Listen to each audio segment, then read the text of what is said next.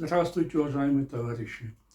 Сегодня мы продолжаем цикл наших передач о героическом эпосе кыргызского народа Манасе. Как я вам говорил в предыдущих передачах, мною на основе варианта сказителя Манасчы Сагынбая Оразбакова написан пятитомный роман «Манас» в прозе на кыргызском языке. Зачем я перевел эту книгу на русский язык? И оба этих варианта выставил для продажи на своем интернет-сайте epos-manas.com. Кто хочет, может приобрести там указанные книги. Кроме этого, сейчас я продолжаю работу над второй частью трилогии «Манас» с Семетеем. Мною закончен первый том данного произведения. Сейчас идет работа над вторым томом. Это все, что я хотел вкратце рассказать вам о своей книге. А сейчас, с вашего позволения, я продолжу чтение своего романа. В первом городе, который посетил Алмамбет, соблюдая этот обычай, горожане, привязав руки-ноги пленнику, собрались зарезать его. Алмамбет, никогда не видевший подобного, был поражен. «Что вы делаете?» – спросил он главу города. «Повелитель», – с поклоном ответил тот, – «по традиции, в честь вашего прибытия в город мы должны принести жертвоприношение. Поэтому сейчас зарежем этого пленника». «Нет», – возмущенно покачал головой Алмамбет. «Эта традиция очень кровавая, отвратительная, никак не соответствует человечности. Отныне она в законодательном порядке отменяется. С сегодняшнего дня никто не должен приноситься в жертву».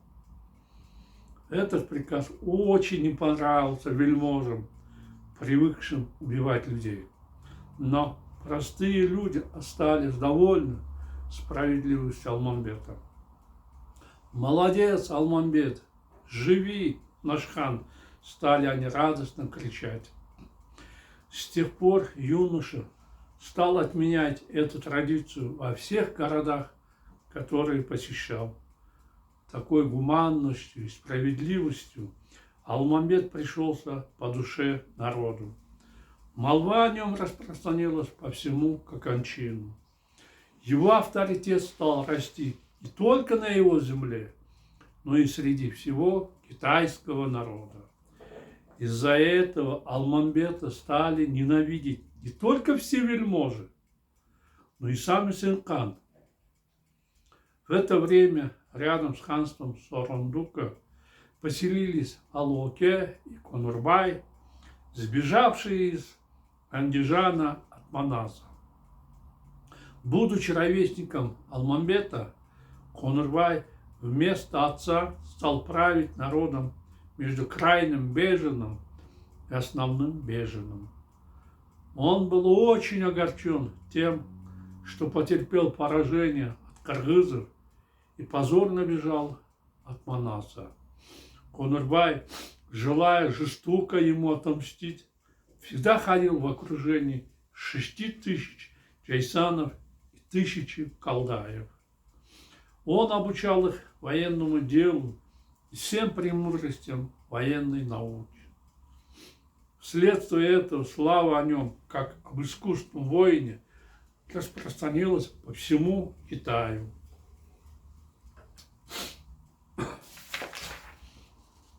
Поверив в своих воинов, Конурбай стал жариться на земли соседних правителей. Не остался в стороне от такой участи и Сооронбук. Под надуманным предлогом Конурбай отобрал его пастбище Канджайлак и поселил там свой народ. Сооронбук, весьма разозленный этим, пришел к Алмамбету. «Сынок, — сказал он, — наш сосед Конурбай совсем распустился». «С чего вы это взяли?» – удивился Алмамбет.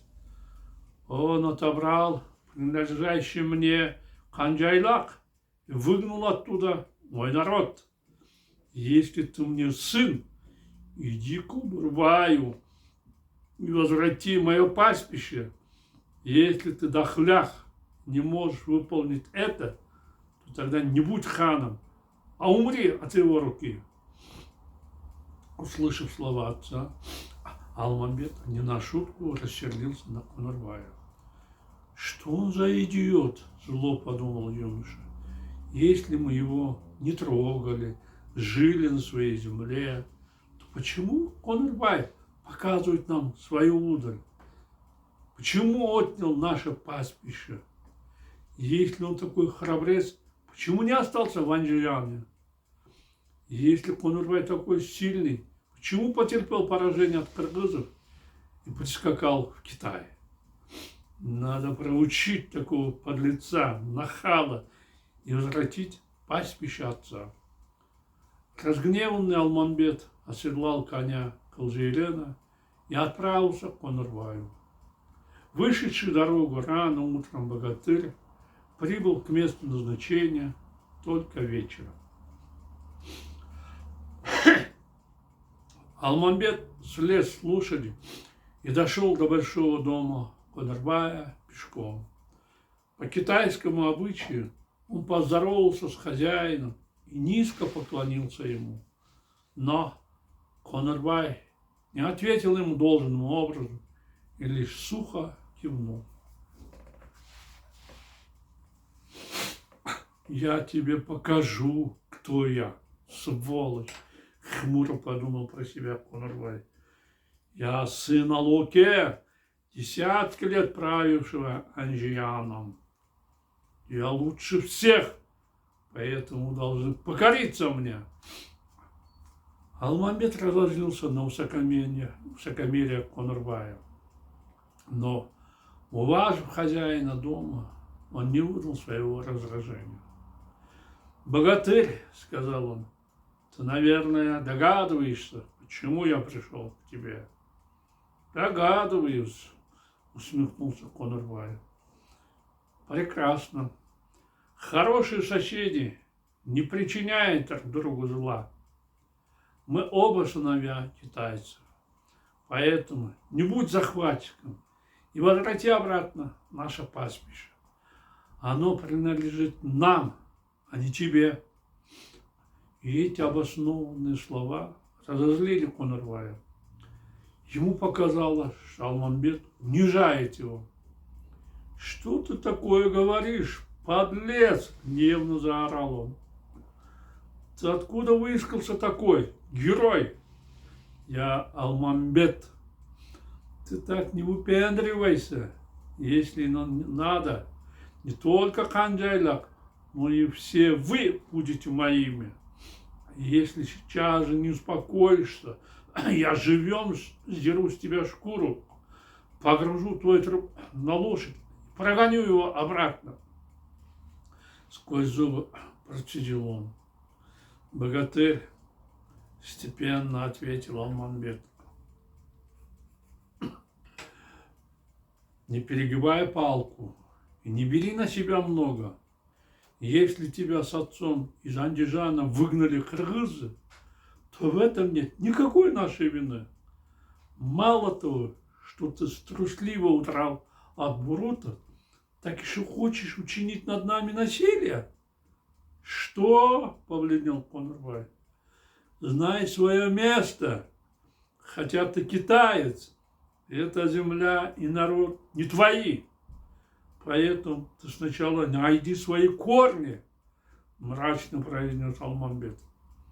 «Что за чушь ты несешь?» — заорал задетый за живое Кунурбай, вскочив с места от правдивых слов. «Ты погляди на его храбрость. Если ты такой смелый, выходи на бой!» «Я согласен», — отважно ответил Алмамбет. Они вышли на улицу, оседлали коней и скакали друг к другу с копьями наперерез. Когда богатыри сошлись, Алмамбет ударил изо всех сил Кунурбая. Увидев, как дерутся их начальники, воины Конырбая и Алмамбета также начали бой.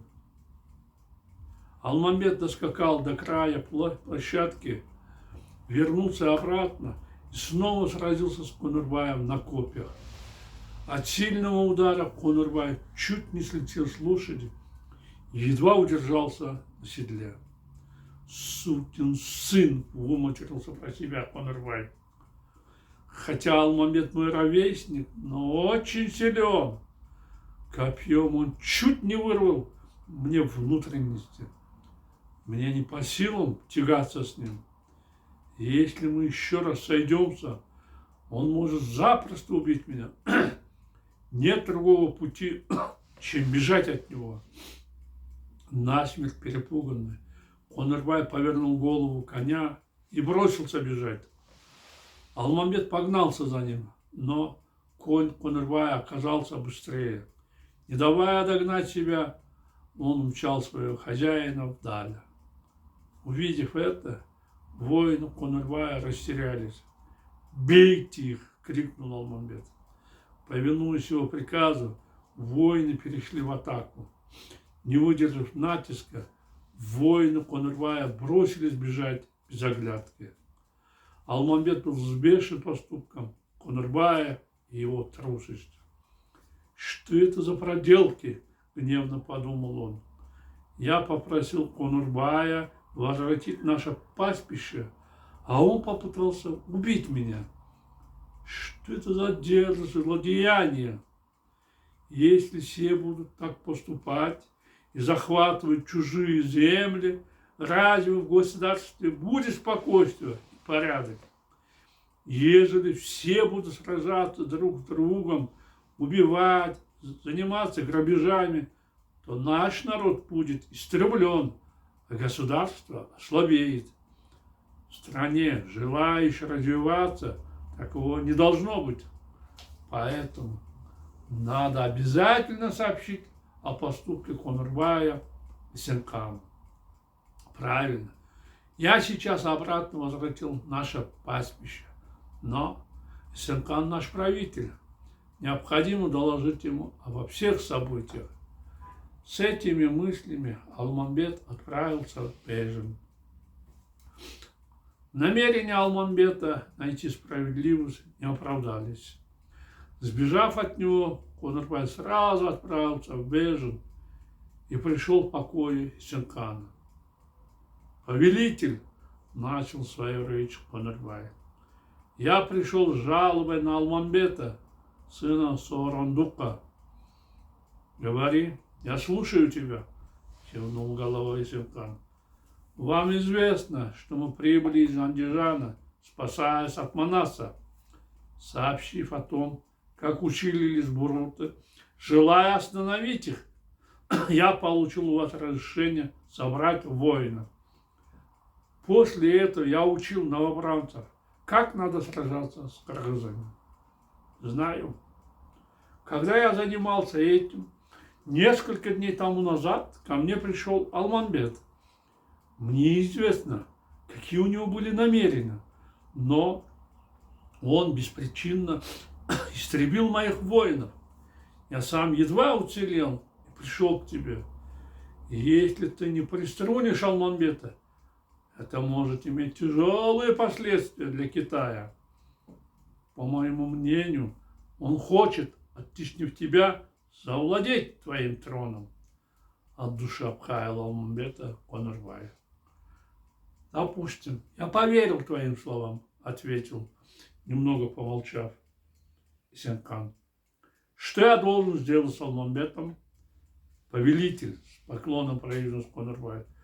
«Алмамбет просил справедливым ханом и прибрал народ к рукам. Слава о нем распространилась по всему Китаю. По-моему, таким нехитрым способом он пытается понравиться всем. Его истинная цель – не добросовестное служение народу, а завоевание твоего трона. Я узнал об этом от надежных людей.